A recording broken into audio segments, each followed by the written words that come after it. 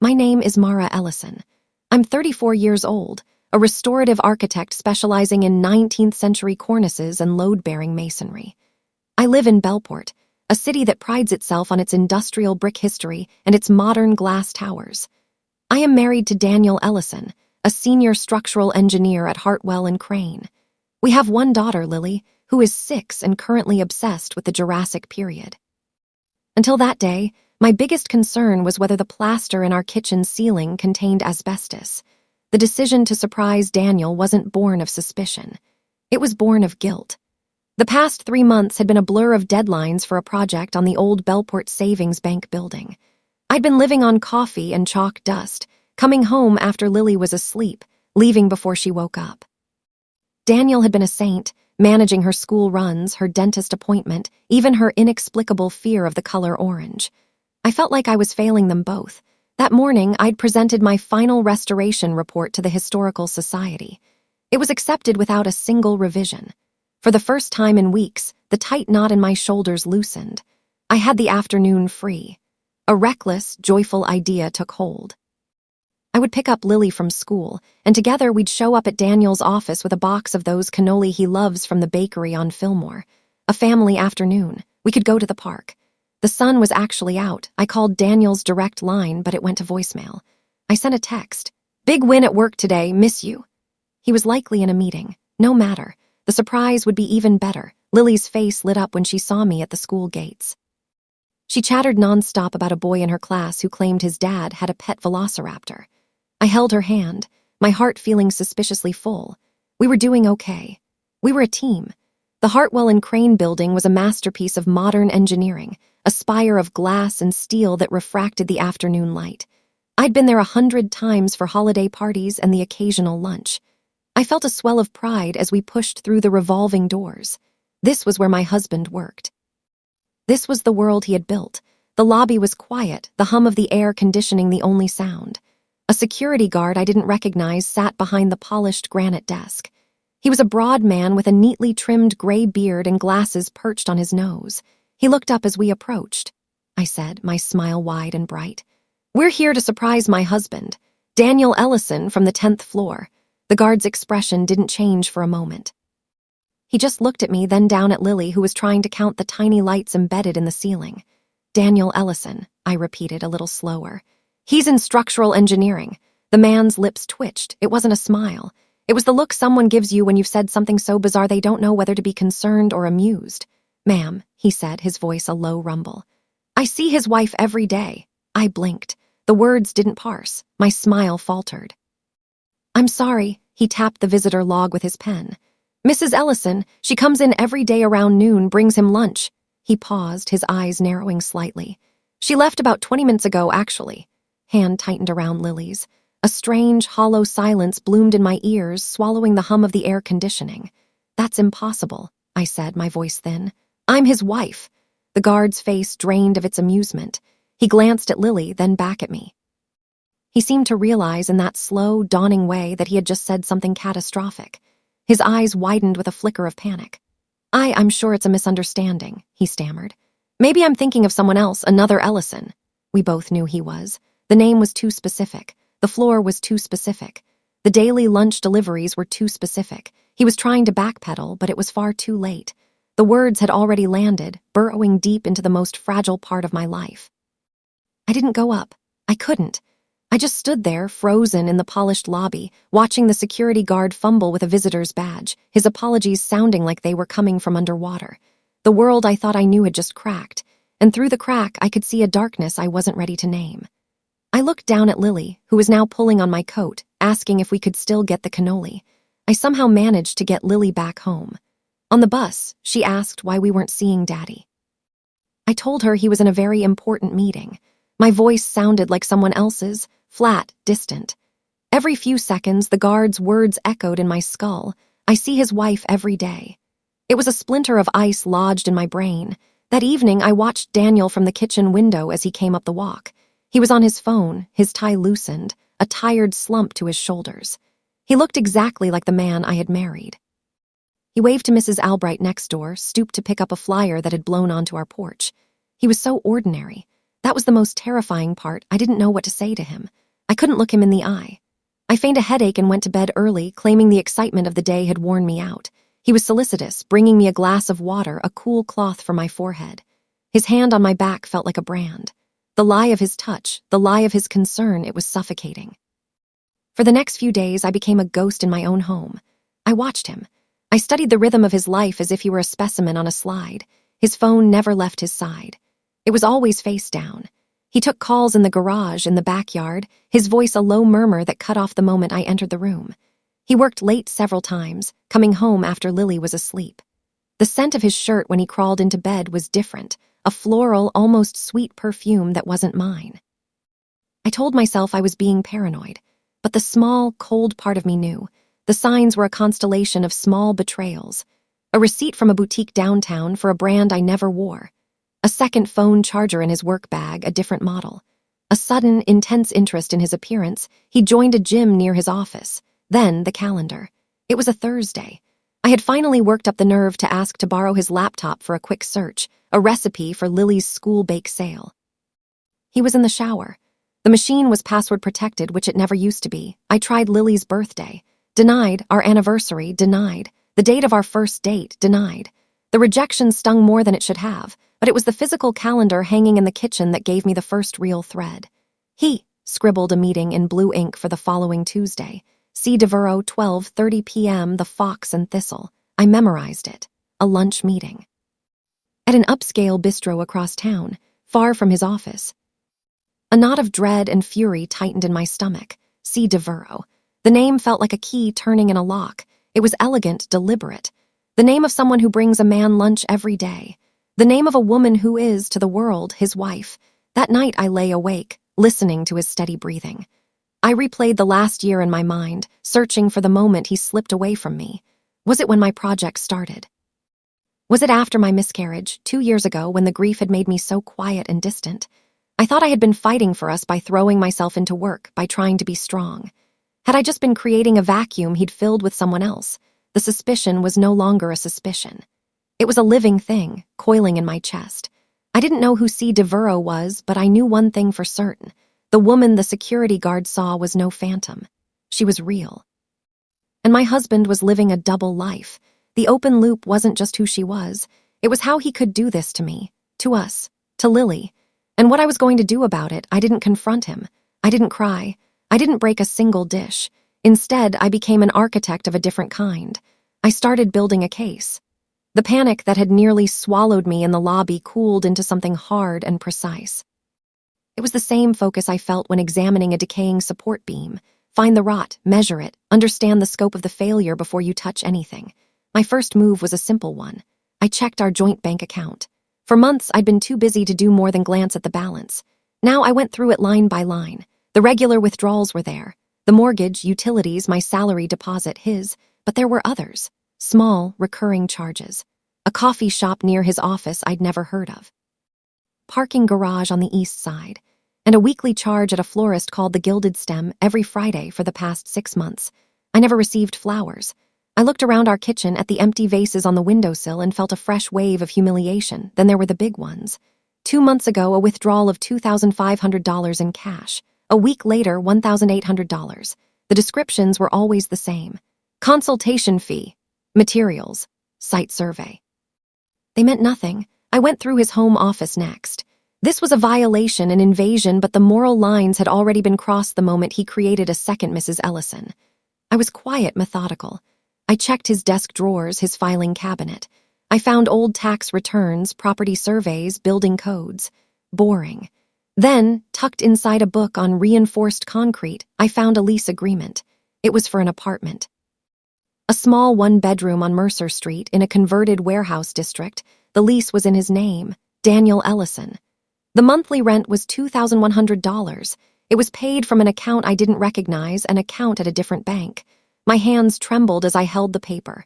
This wasn't just an affair. This was a second home. A second life, furnished and financed. The woman wasn't just a mistress, he was keeping her. The cash withdrawals, the consultation fees, it was all for her. I needed a face. I needed a name. The Tuesday of the C. Devereaux lunch arrived. I told my office I was scouting a potential project site on the east side. I dressed down dark jeans, a plain sweater, a baseball cap pulled low. I felt like a fool, a character in a bad spy movie. But I had to know. The Fox and Thistle was a charming little bistro with wrought iron tables outside. I found a spot across the street at a bus stop, pretending to be engrossed in my phone. My heart hammered against my ribs. At 12:25, I saw him. Daniel, my husband, walking down the street with an ease I hadn't seen in our home for months. His smile was open, relaxed. And then I saw her. She was younger than me, maybe 26 or 27. She had dark hair cut in a sharp bob, a long, elegant neck. She wore a silk scarf in a shade of deep emerald green that caught the light. She walked with a confidence that made my breath catch. The name C. Devereaux finally had a face, and it was beautiful. They didn't kiss. They didn't hold hands, but they didn't need to. It was in the way he looked at her, the way he leaned in when she spoke, the way his hand rested on the small of her back as he guided her to a table. It was the look of a man who was already hers. I watched them for an hour. I watched him laugh at something she said. I watched him order for her. I watched them share a dessert, their spoons clinking together. It was a performance of intimacy played out in broad daylight for anyone to see. And I was the only one in the audience watching my life fall apart from across a busy street. I took photos. Dozens of them. His face, her face, the evidence of their easy, comfortable love. It was the first real proof I had. When they finally left, I followed them. Not far, just to see. They walked 3 blocks to a modern apartment building on Mercer Street, the one from the lease. He held the door for her. She smiled at him. And then they disappeared inside. I stood on the sidewalk staring up at the building. The wind had picked up and the first drops of rain began to fall. I didn't move. The apartment, the lunch, the flowers, it was all true. The rot was deeper than I had ever imagined. The question was no longer if or who. It was a matter of how much of our life was a lie.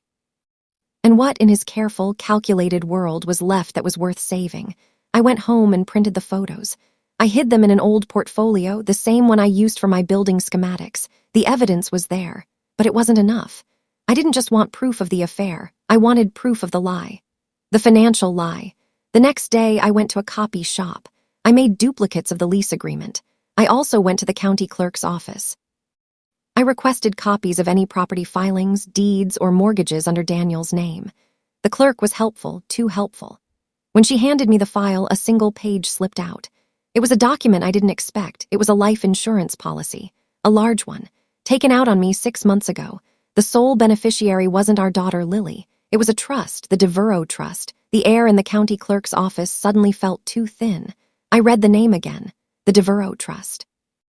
My husband hadn't just made me a fool, he had made me a liability. A large, multi-million-dollar liability. I couldn't breathe. I clutched the edge of the counter, the paper trembling in my hand. The clerk asked if I was all right.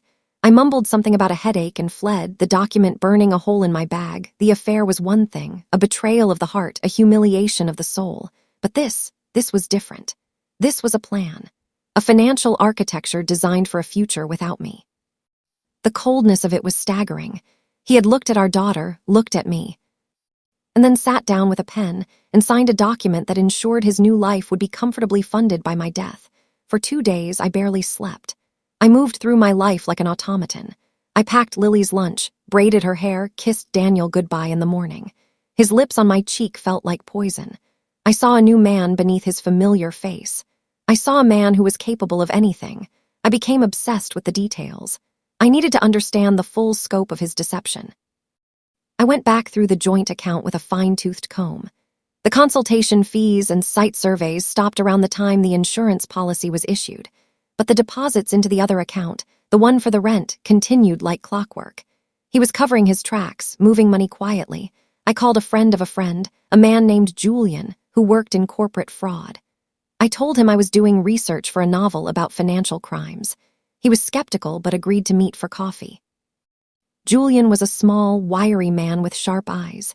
He listened as I laid out a hypothetical scenario: a husband, a hidden apartment, a mistress, a large insurance policy on the wife with a trust as the beneficiary. I watched his expression as I spoke. It went from curiosity to alarm. "Mara," he said quietly, his coffee forgot. "This isn't for a novel." I met his gaze. "No, it isn't." Julian didn't ask for more details. He just started talking. He explained the mechanics of such a scheme. How a man could isolate his wife, make her seem unstable, perhaps even suggest she was a danger to herself. How accidents could be engineered. How slow, subtle poisoning could mimic a sudden illness. How easy it was for someone with the right knowledge, say, a structural engineer who understood the load-bearing capacity of a house, to create a tragic accident. His words sent a chill through me. I thought of the cracked step on our back porch that Daniel had promised to fix for months, the faulty wiring in the garage he kept postponing, the way he'd suggested I start drinking a new health tonic he'd read about, a herbal blend he ordered from a private distributor. Was it all coincidence? Or was it groundwork? I felt a new kind of terror, cold and primal. I wasn't just betrayed, I was in danger. My daughter and I were in his way. The next piece of the puzzle came from an unlikely place, our homeowner's insurance. I was searching for a document in our filing cabinet, a place I had ransacked before, when I found a manila envelope tucked behind the drawer itself. It must have slipped down. Inside were documents I hadn't seen before. A property appraisal for our house, much higher than its market value. A second life insurance policy, this one on Daniel, for a modest sum, with me as the beneficiary. Was a decoy a cover? It made him look responsible, as if he was just being a good provider. But the most damning item was a handwritten note, folded and refolded many times. The handwriting was his. It was a list written with the cold precision of an engineer one. Legal counsel, estate planning 2. Medical records, stress instability 3. Gas line inspection, report liability 4. Hiking trip, Rockies, early fall 5. Witness testimony, Mrs. Albright, neighbor. A list. A fucking checklist. Item number 1, get his legal affairs in order. Item 2, start building a case that I was unstable. Item 3, identify a weakness in the house, a potential accident. Item 4, a remote location, a tragic fall. Item 5, a neighbor to testify that I'd seemed off lately. My hands were shaking so hard I could barely read. He wasn't just planning to leave me. He was planning to erase me methodically over months. The betrayal was total, absolute. The man I had loved, the father of my child, was a monster wearing a familiar face. The anger I had felt before was gone. In its place was a cold, focused resolve. I couldn't just confront him. I couldn't just leave. He had a plan. I needed a better one. I needed to protect my daughter. I needed to survive. I had the evidence. I had the knowledge. Now I needed a strategy. I didn't act rashly. Recklessness is for people who have nothing to lose. I had everything to lose, my daughter, my home, my life. So I moved with the same methodical precision I brought to a structural analysis. My goal wasn't to punish him. It was to make his entire plan collapse under the weight of its own lies. The first thing I did was secure the evidence. The insurance document, the handwritten list, the photos, the lease agreement. I scanned everything. I uploaded the files to a secure, encrypted cloud server. I made multiple physical copies, sealing them in envelopes. I gave one to Julian, the fraud investigator. He didn't ask questions, just took the envelope and nodded. "Be careful," he said. I hid another copy in a safety deposit box at a bank Daniel had never heard of, under a name only I would know. The second thing I did was dismantle his legal groundwork. The list mentioned legal counsel, estate planning. I found the lawyer's name on a business card hidden in his sock drawer. A man named Arthur Fenwick, specializing in family law and asset protection. I called Fenwick's office from a burner phone, posing as a paralegal from a medical practice, asking for clarification on the Ellison matter. The receptionist was friendly but confused. She confirmed they were working on a comprehensive estate plan for Daniel Ellison, but said they had no record of any medical consultation. It was a small victory, but it told me something important. His plan was still in its early stages. He was setting the foundation, but he hadn't yet started the active phase. Then I went to see Mrs. Albright. She was a widow in her 70s with a prying, watchful nature. She liked me, I thought, but she liked Daniel more. He was charming, helpful. The list had her name on it. I needed to change that. I showed up at her door with a plate of homemade scones. "I just wanted to thank you," I said, my voice warm. "Daniel told me how much you've been helping him with Lily after school, picking her up, watching her. It means the world to us, especially with how stressed I've been at work." Albright blinked, her pleasant expression faltering. "Oh dear," she said.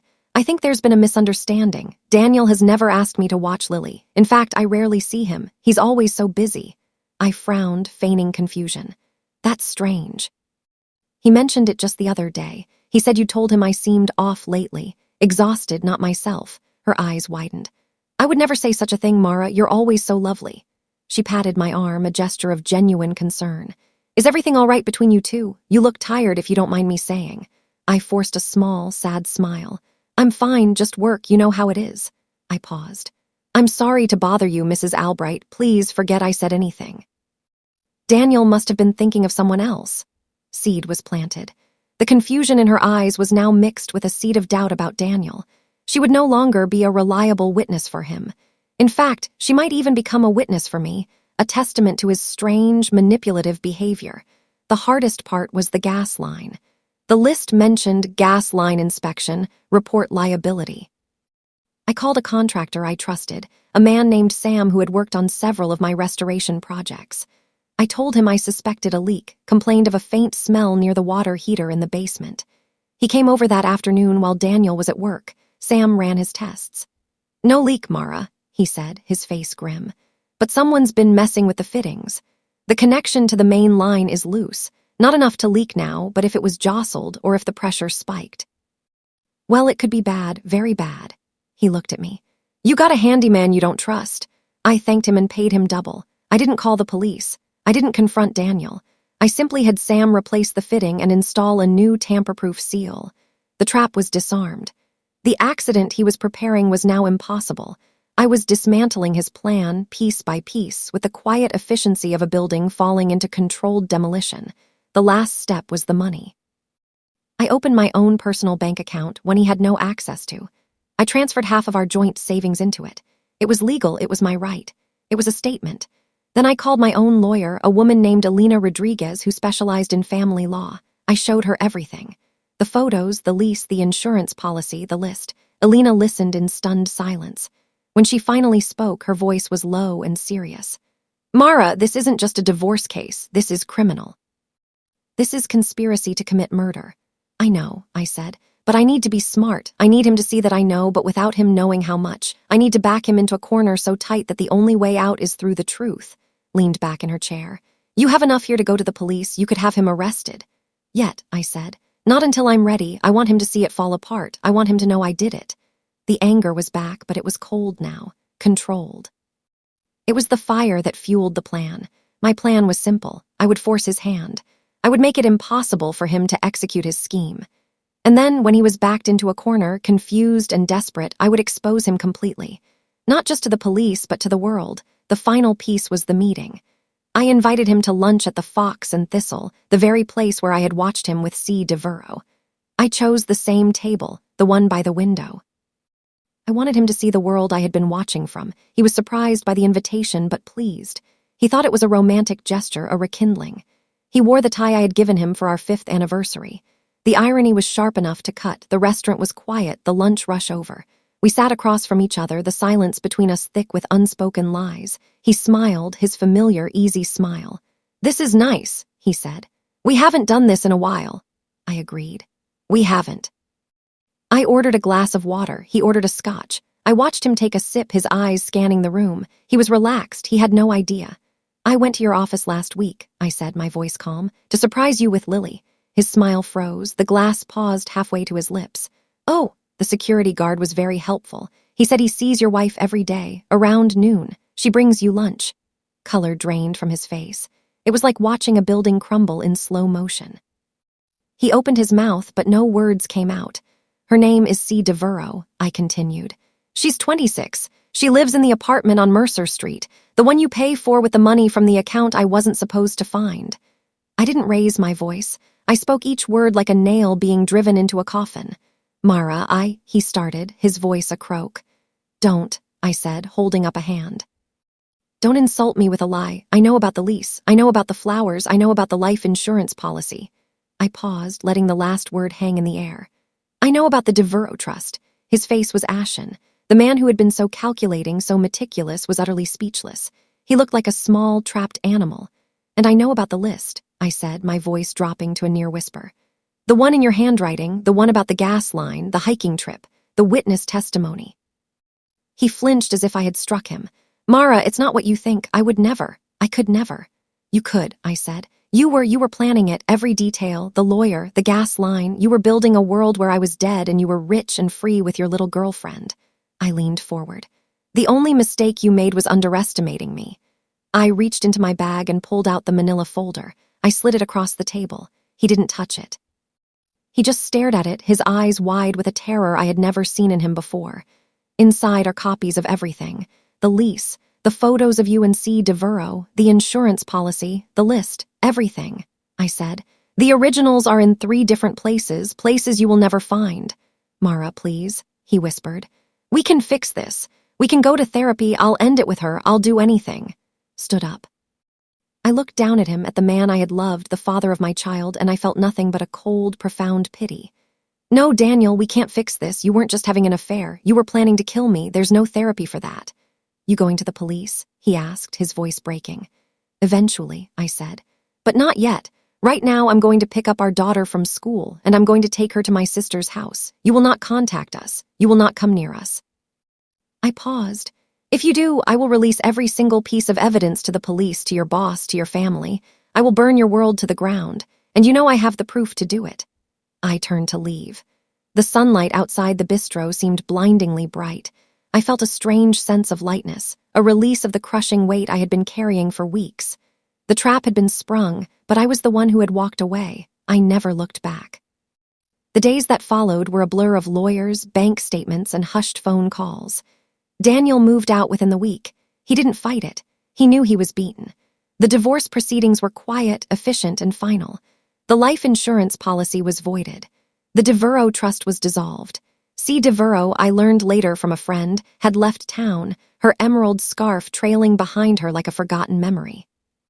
It was 3 months later, on a quiet Sunday afternoon, that I finally went back to the old Bellport Savings Bank building. The restoration was nearly complete. The grand, crumbling facade had been painstakingly rebuilt, its ornate cornices gleaming under a fresh coat of paint. It was a building that had been declared unsalvageable, a relic destined for demolition. But someone had looked closer, seen the hidden strength in its bones, and believed it could be saved. I stood on the sidewalk, looking up at it. Lily was in the car, playing with a toy dinosaur. We were getting by. The nights were still long, and the silence in the house was sometimes heavy, but it was a safe silence. A free one. I had spent years preserving the stories of old buildings, believing that even the most broken structures could be restored with patience and care. I had learned in the hardest way possible that people are not so different. We can be broken, betrayed, and left for dead.